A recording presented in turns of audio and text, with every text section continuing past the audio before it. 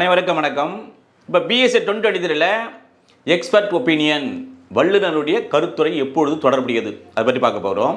இப்போ பாருங்க, இவர் ஒரு விஷம் கொடுத்து கொல்லப்பட்டாரா, அந்த விஷத்தினால் தான் இவருக்கு மரணம் ஏற்பட்டதா என்று நீதிமன்றத்தில் வழக்கு நடைபெறுகின்றது. ஒரு கேள்வி எழுகின்றது. அப்பொழுது எக்ஸ்பர்ட்டுக்கு அனுப்புகிறாங்க.